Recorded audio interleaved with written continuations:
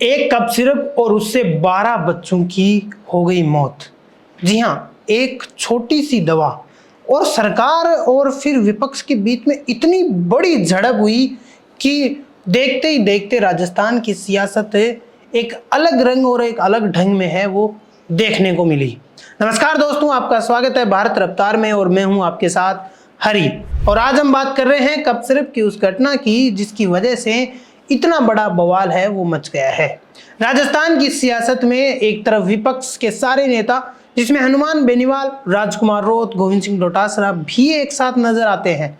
और इसके अलावा अगर मैं बात करूं तो इस कप सिरप पे एक तरफ भाजपा के नेता है जो सफाई देने के लिए तैयार बैठे हैं और सफाई भी दे रहे हैं। तो आपको शुरू से शुरू बताते हैं कि क्या कहानी है। दरअसल बात यह है कि एक कप सिरप की दवा जिससे 12 बच्चों की मौत हुई, 9 बच्चे की मौत है वो मध्य प्रदेश में और 3 बच्चों की मौत है वो राजस्थान में हुई। राजस्थान में पहले 22 सितंबर को एक बच्चे की मौत होती है, उसके बाद एक 29 सितंबर, एक 30 सितंबर, ऐसे लगातार 3 बच्चों की मौत होती है, सीकर, भरतपुर। इसके अलावा भी उसके बाद जब ये घटना सबके सामने आती है तो हनुमान बेनीवाल ट्वीट करके इसकी जानकारी देते हैं और इसकी कड़ी निंदा करते हैं। उसके बाद गोविंद सिंह डोटासरा का भी ट्वीट आता है और उसके बाद राजकुमार रोत का भी एक है वो ट्वीट सामने आता है। और राजकुमार रोत, इन तीनों के ट्वीट और बहुत सारे नेता जो विपक्ष में बैठे हैं उन सभी के ट्वीट आते हैं इस कप सिरप को लेकर कि कप सिरप का भाई ये क्या खेल है, कप सिरप क्यों आ रही है, क्यों इसको बैन नहीं कर दिया जाता। सबसे पहले तो मैं आपको हनुमान बेनीवाल का ट्वीट है वो सुना देता हूं।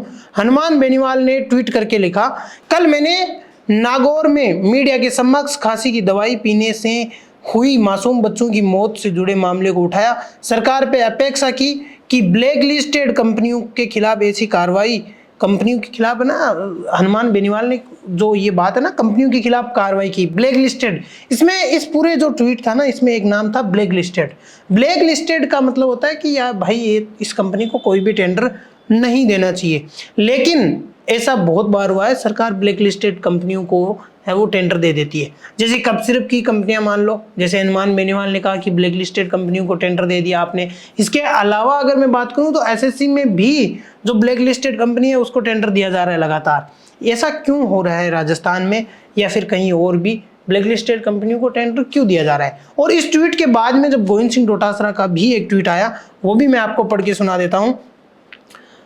जमीर मारकर कुर्सियों से चिपके हुए लोग जब सत्ता में बैठे तो शर्म और संवेदना कहाँ बचेगी।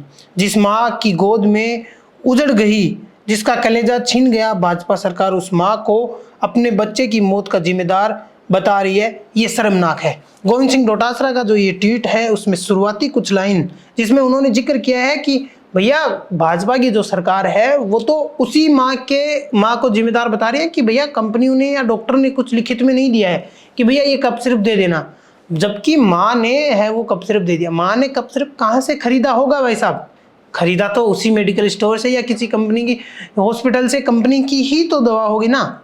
और अगर इसकी बात कहूँ तो मंत्री, जो ये बात सच भी है क्योंकि कुछ भाजपा के मंत्री है जिन्होंने ये एक बात कही है कि इसमें सरकार और कंपनी की कोई जिम्मेदारी नहीं है, ये तो उस माँ की जिम्मेदारी है जो कि बच्चे को कप सिरप दे रही थी, उसने ही कप सिरप दिया होगा, डॉक्टर ने तो उसको सजेस्ट ही नहीं किया होगा। इसके अलग अगर मैं बताऊं बात, उन माताओं को जिम्मेदारी दे दी। और आज की ही बात है कि राजकुमार रोत ने भी इस कप सिरप मामले में ट्वीट करके बताया है।